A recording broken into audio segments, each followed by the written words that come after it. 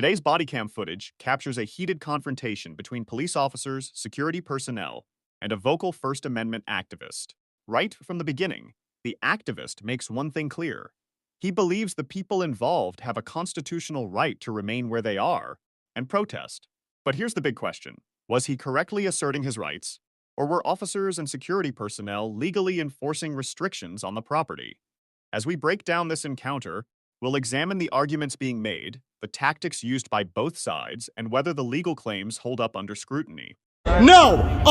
That's a First Amendment right. I am? No. You're going to quit giving these people illegal orders is what you're going to do. That's what you're going to do. No. You can have that sign here. You can. No. No. No. She could protest right here. Anybody can. Anybody is allowed to protest here. Anybody is. Call TPD then, because none of you have legal authority for it. If you don't want them here, call TPD, and let's see if they remove them. The encounter begins with the activist immediately rejecting authority. He says that's a First Amendment right. Almost immediately, he accuses the people confronting him of giving illegal orders.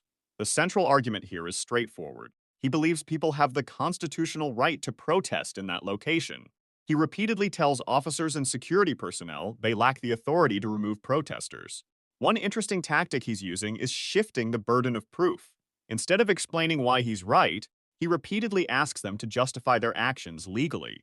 This is a common strategy among First Amendment auditors and civil rights activists. They're essentially saying if you're ordering someone to leave, tell us exactly what law gives you that power. At this point, nobody in the transcript provides a direct legal citation. No, don't leave. No. No. No, no. She can. She can. She can. Under what law? Under what law? Under what law? What law? What statute? What statute are you referring to? What statute? What statute? See, stand up to them. Learn your rights, everybody. Learn the laws. Don't let these costume thugs push you around.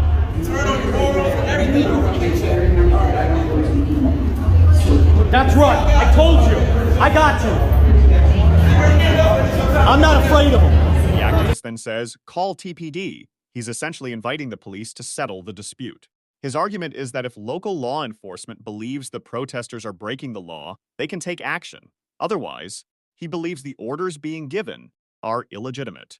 Notice another tactic here. He's trying to create accountability. By asking for official law enforcement intervention, he's forcing the issue into a legal framework instead of simply complying with verbal demands. Meanwhile, the officers remain relatively quiet, allowing the activist to dominate the conversation. They're the ones with the guns and the bulletproof vests, and I'm standing here with a camera. Call TBD if you think I'm wrong. Go ahead. If not, quit giving people illegal orders.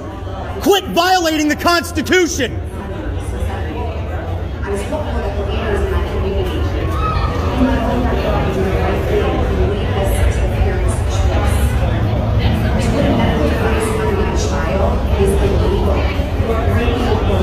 Pushing women around. That's sad. That's sad that you're pushing women and little kids around. What thugs you guys are. Thugs. This is probably the most important part of the interaction. The activist repeatedly asks, under what law? What statute? What statute are you referring to? He repeats these questions several times. This repetition serves two purposes. First, it's intended to pressure the officers into articulating their legal authority. Second, it's designed for the audience watching the encounter. If officers can't clearly explain their authority, viewers may question whether the orders are lawful. However, it's worth noting that officers don't always have to recite statutes during an encounter for their orders to be legally enforceable. Whether an order is lawful often depends on the specific circumstances and local laws. In your favor. You're supposed to be doing what I'm doing, standing up for these people, not pushing them around. That's what you're supposed to be doing. That's why I'm yelling at you, because you're not. Inside their rooms in the house, so they can't breathe. My children can't breathe while they're in school. They have ADD. They have enough things that they need to focus on. This is to not be one of them. What are you going to do? Because we're not going to stop. We're going to continue fighting this fight. Thank you.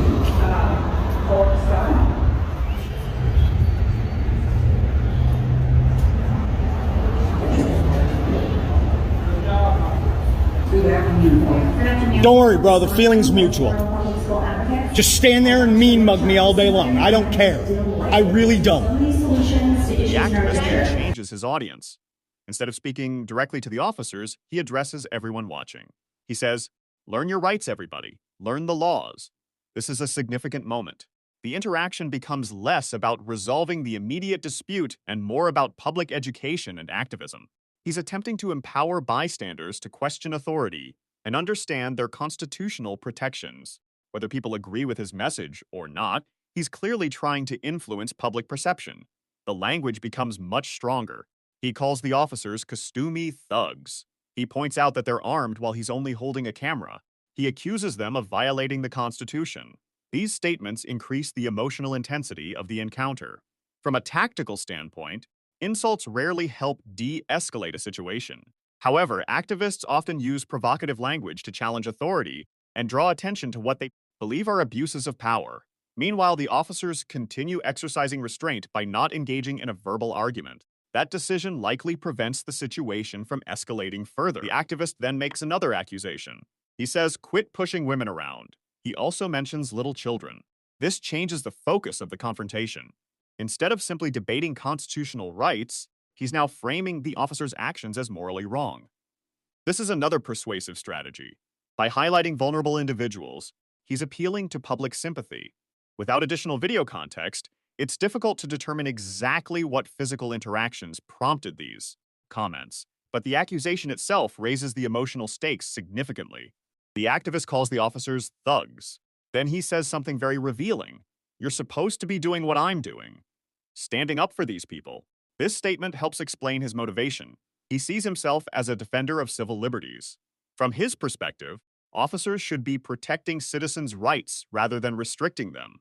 Whether viewers agree with that assessment depends largely on the facts surrounding the protest and the location where it occurred. As the encounter winds down, the activist makes his position crystal clear.